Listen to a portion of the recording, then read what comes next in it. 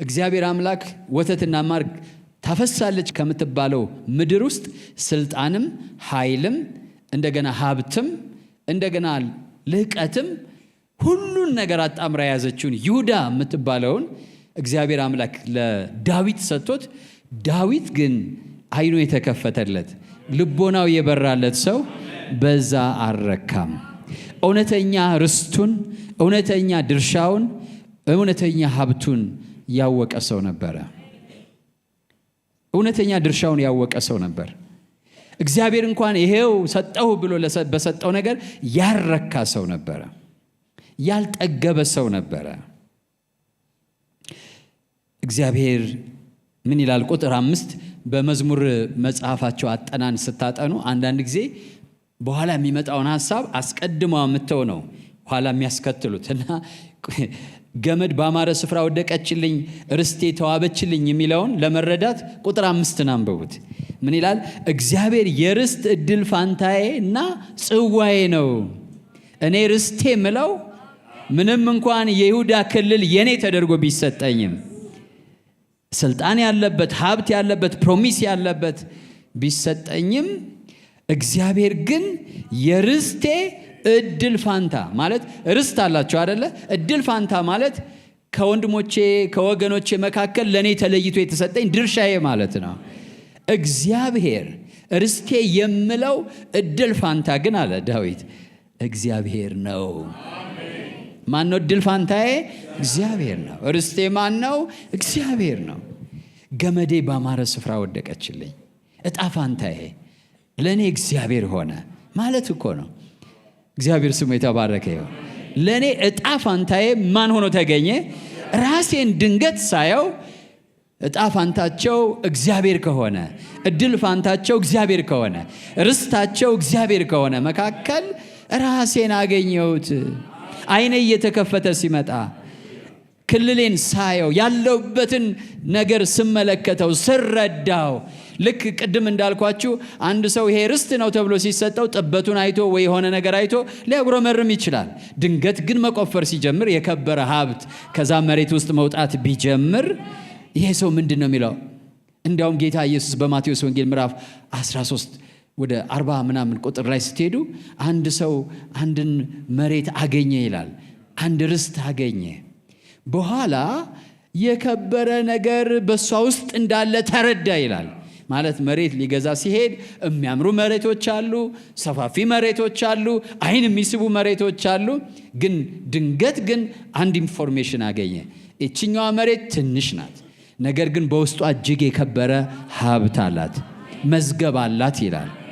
ከዛ ሄደና ያለውን ሁሉ ሽጦ ያችን መሬት ምን አደረጋት ይላል? ገዛት። ለምን? የከበረ ሀብት በዛች መሬት ውስጥ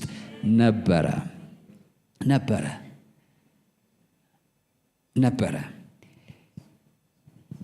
ዳዊት እንግዲያው ቅድም ባልኩት ነገር አይደለም የተደመመው፣ በዛ አይደለም የተደነቀው። ለምን? እዚህ መዝሙረ ዳዊት 16 ላይ አሁን ስታነቡት ምን እያለ እንደሆነ ይገባቸዋል። ምክንያቱም ያ ሁሉ ርስት ቢኖረው መሞቱ አይቀርም፣ መቀበሩ አይቀርም። አይደለም እንዴ? አንድ ቀን የሱ አይሆንም።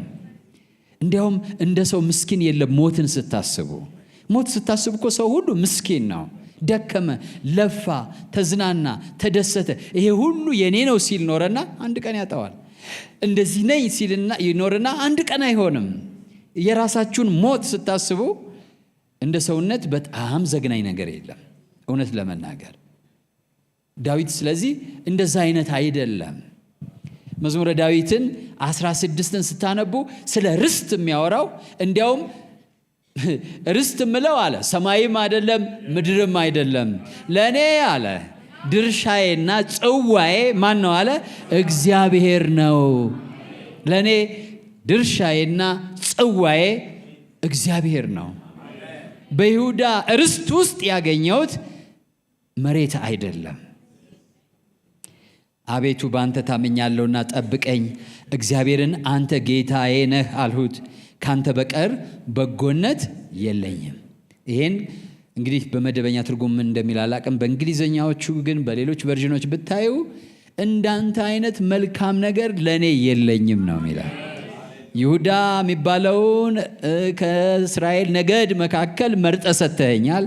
ንግስናም ደግሞ ለይሁዳ ተሰጥቷል። ለእኔ ግን ካንተ በቀር ምን የለኝም? በጎ የሚባል ነገር የለኝም አለ። ልቤን የማሳረፍበት እምመካበት ነገም የኔ ይሆናል ምለው በጎ ምለው ነገር ዙፋኔም ቢሆን መንግስቴም ቢሆን ግዛቴም ቢሆን በግዛቴ ውስጥ ያለው ሀብት ቢሆን እሱ ለኔ በጎነት አይደለም። ለኔ በጎነት አንተ ነህ አለ እግዚአብሔር። አንተ ጌታዬን አሉት፣ አንተ በቀር ካንተ በቀር በጎነት የለኝም። ወይም በጎ የሚባል ያለኝ መልካም የሚባል ያለኝ አንተ ነህ። ፈቃድህ ሁሉ በምድር ባሉት ቅዱሳንና ክቡራን ላይ ነው። ወደ ሌላ ለሚጠፉት መከራቸው ይበዛል። የቁርባናቸውን ደም እኔ አላፈሰውም። ቁርባናቸውን ደም ማለት ተሰብስበው ሲደሰቱ ይቆዩና ችርስ ብለው የሚማማሉበት ማለት ነው። እሱን እኔ አላፈሰውም፣ አልተባበርም። ለምን? ለእኔ ጣፋንታዬ ገመዴ የወደቀችበት አንተ ነህ አለ እግዚአብሔር። የርስቴ እድል ፋንታና ጽዋዬ ነው። ይህን ለማለት የሚደፍር ነፍስ አለ? እግዚአብሔር የርስቴ እድል ፋንታና ጽዋዬ ነው። ከዛ ምን ይላል? ዕጣዬንም የምታጠና አንተ ነህ። ይሄ ዕጣዬን የሚለው ምን ማለት እንደሆነ ብታዩት ነገን ያስከው አንተ ነህ ማለት ነው። you holds my future።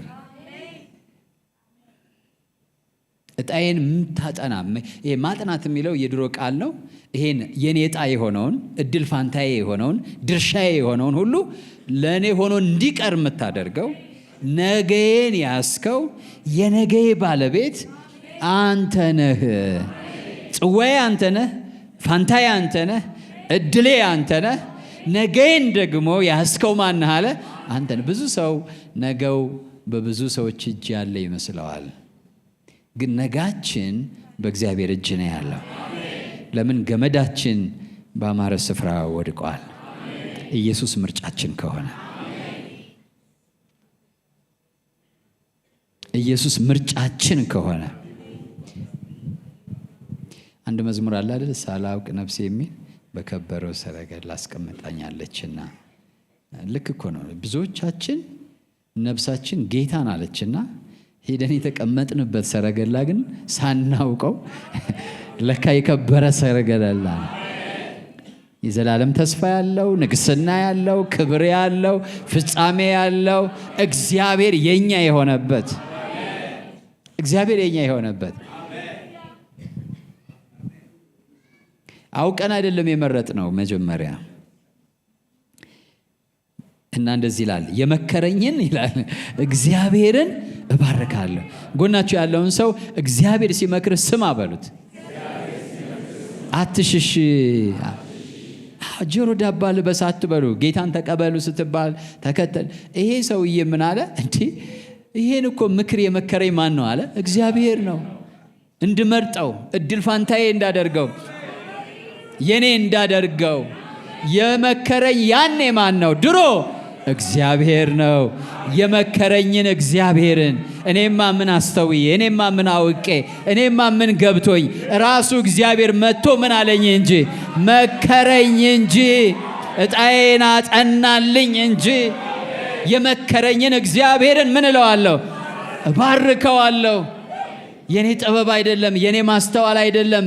እድል ፋንታዬን ያቀናልኝ፣ ገመዴን ያሳመረልኝ፣ ርስቴን ያስዋበልኝ ከወንድሜ በልጫ አይደለም፣ ከእህቴ በልጫ አይደለም፣ ከአስተማሪዎቼ በልጫ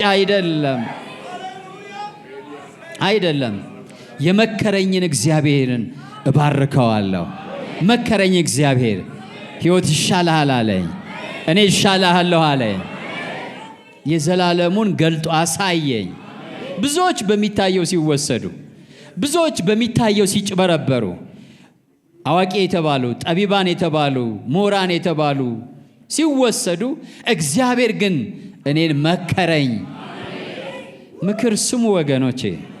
እግዚአብሔር ሲመክር መስማት ነው። እግዚአብሔር ግን መከረኝ። እግዚአብሔር ግን መከረኝ።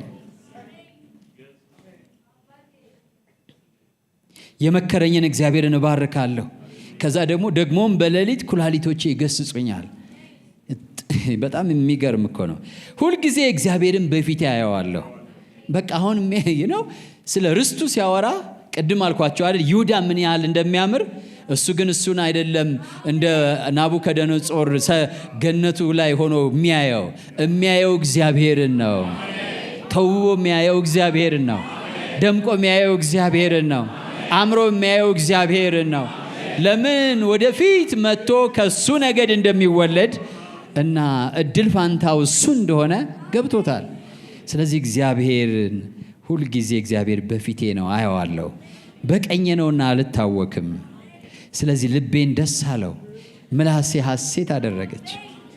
ስጋዬም ደግሞ ይኸውላችሁ አሻግሮ እንዳየ የምታዩት ምንድን ነው?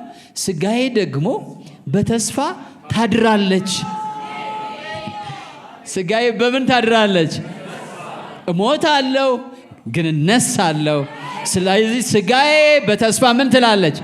ለምን? እድል ፋንታዬ ይሄ አይደለም። ሞት እድል ፋንታዬ አይደለም። አይቻለሁ። ጽዋዬ፣ እጣ ፋንታዬ፣ ርስቴ፣ እድል ፋንታዬ እግዚአብሔር ነው ማለት ይሁዳ አይደለችም። ስለዚህ መቃብሬም ሕይወቴም እዚህ አያበቃም። ስጋዬ በዚህም ቦታ የምትቀበረው በተስፋ ነው አለ። ክብር ለጌታ ይሁን። ለምን? የዘላለም ርስቴ ይሄ አይደለም። እግዚአብሔር አሳየው። እግዚአብሔር ገለጠለት። እግዚአብሔር አበራለት። በሚያምር አገር ላይ፣ በስልጣን ላይ በሉት፣ በገንዘብ ላይ በሉት፣ በሆነ ክብር ላይ ሆኖ ይሄ ሰውዬ ነገር ግን አሻግሮ እግዚአብሔር መከረው፣ አሳየው፣ ገለጠለትና ትሞታለህ። አዎ ትሞታለህ። ይሄ ሁሉን ታጣዋለህ። ነገር ግን ስጋ በተስፋ ያድራል። ጌታ ኢየሱስ መጥቶ ምንድን ነው ያለው? እኔ ትንሣኤና ሕይወት ነኝ አለ። ክብር ለጌታ ይሁን። ማንም የሚያምንብኝ ቢሞት እንኳን በሕይወት ይኖራል። ቢሞት እንኳን እኔ ትንሣኤና ሕይወት ነኝ። ስለዚህ ዳዊት ትንሣኤና ሕይወት የሆነውን ክርስቶስን አርቆ ተመለከተው። ስለዚህ የኔ ገመድ ባማረ ስፍራ ወድቋል። ርስቴ ተውቦልኛል። ግን ርስቴ፣ እጣዬ፣ ፋንታዬ፣ ገመዴ አሁን ቢሆን ኢየሱስ ነው። ያኔ ግን ሊል የሚችለው አዶናይ ነው የሚለው፣ ጌታ ነው የሚለው አለ። እግዚአብሔር ነው የኔ እጣ፣ የኔ ድል፣ የኔ ፋንታ። ክብር ለጌታ ይሁን። ስለዚህ ይህ መሬት የሚነግረኝ ይህ ነገር የጊዜው ነገር የሚነግረኝ ፊውቸሩ ነው፣ የወደፊቱን ነው የሚነግረኝ ማለቱ ነው። ወገኖቼ እንደዚህ ይላል። ነፍሴን ለምንድን ነው በተስፋ የምታድረው? ነፍሴን በሲኦል አትተዋትምና። ሲኦል ማለት ለአይሁድ መቃብር ነው። በነገራችን ላይ መቃብር ነው ሲኦል የሚባለው እና እነሱ እንደዛ ነው የሚያምኑት። ግን ነፍሴን በሲኦል ምን አትላትም? አትተዋትም። ቅዱስህንም መበስበስን ያይ ዘንድ አትተውም። አፈር ሆኜ አልቀርም፣ አመድ ሆኜ አልቀርም፣ እነሳለሁ።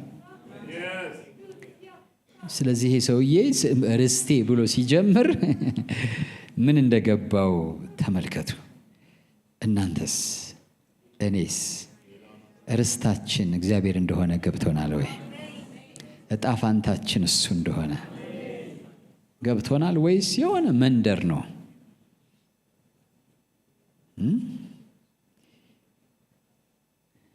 ቅድም እንዳልኳችሁ አንዳንዱ ርስት ወርቅ፣ ብር፣ የነዳጅ ዘይት ይገኝበታል። ቅድም ያልኳችሁን ማቴዎስ 13 ቁጥር 44ን ብታነቡ ደግሞ መንግሥተ ሰማያት በእርሻ ውስጥ የተሰወረውን መዝገብ ትመስላለች። ሰውም አግኝቶ ሰወረው፣ ከደስታውም የተነሳ ሄዶ ያለውን ሁሉ ሸጠና ያን እርሻ ገዛው። ሌላው መጥቶ ቀድሞት እንዳይገዛው ማለት ነው። ሰወረው፣ እሱ ሂዶ ብር ይዞ እስኪመጣ ድረስ። ከዛ ሄደና ያለውን ሁሉ ሽጦ መጥቶ ምን አደረጋት ይላል? ገዛት። መንግሥተ ሰማያት ያን ትመስላለች። ማን ነው ብልህ? እግዚአብሔር ለልቡ የመከረው። የኔ ጥያቄ ያ ነው። መዝሙረ ዳዊት 119 ቁጥር 57 ላይ እግዚአብሔር ክፍሌ ነው ይላል። ክፍሌ ማለት ድርሻዬ ማለት ነው፣ እጣዬ ማለት ነው። ብዙ በጌታም እንኳን የሆነው ችግራችን እጣ ክፍላቸው። ዳዊት በነገራችን ላይ አሁን ጊዜ የለንም እንጂ ብዙ ጻድቅ እንደ እንትን ከፍ ብሎ ስታየው በእሱ አትቅና ይላል እና ሌላ ቦታ ላይ ደግሞ እድል ፋንታቸው እንደዚህ ነው ይላል እና ብዙዎቻችን የምድራውያንን እድል ፋንታ እያየን እጣ ገመዳቸውን እያየን በሰው እጣ ገመድ እንቀናለን። የኛ ርስት ስላልገባን የኛ እጣ ገመዳችን ምን ላይ እንደወደቀች ስላላወቅን በእነሱ እንቀናለን። ከዛ የተነሳ እናጉረመርማለን። ዳዊት ምን አለ? እግዚአብሔር ክፍሌ ነው። እስኪ በሉ እግዚአብሔር ክፍሌ ነው በሉ እስኪ። ክብር ለጌታ ይሁን። Thou art my portion። ጌታ ስሙ ይባረክ። መዝሙረ ዳዊት 119:57 ላይ ነው እግዚአብሔር የርስቴ እድል ፋንታና ጽዋዬ ነው እንዳለው ማለት ነው። እና ነገዬንም የያዘው እርሱ ነው። ሰቆቃ ኤርምያስ ምዕራፍ 3 ቁጥር 24 ነፍሴ እግዚአብሔር እድል ፋንታዬ ነው፣ ስለዚህ ተስፋ አደርገዋለሁ አለች። እግዚአብሔር ምኔ ነው? እድል ፋንታዬ ነው። እነዚህ የገባቸው ቅዱሳን ናቸው። ስደት ሲኖር በምድር ላይ፣ መከራ ሲኖር በምድር ላይ የኔ እኮ ርስትና እድል ፋንታ ይሄ አይደለም። ሙላትም ሲኖር ጥጋብም ሲኖር የኔ እድል ፋንታ እኮ ይሄ አይደለም። ኤርምያስ በመከራ ጊዜ ነው። ሰቆቃ ኤርምያስ ላይ ነው ያለው ምዕራፍ 3 ቁጥር 24 ላይ ነፍሴ እግዚአብሔር እድል ፋንታዬ ነው፣ ስለዚህ ተስፋ አደርገዋለሁ አለች። ክብር ለጌታ ይሁን።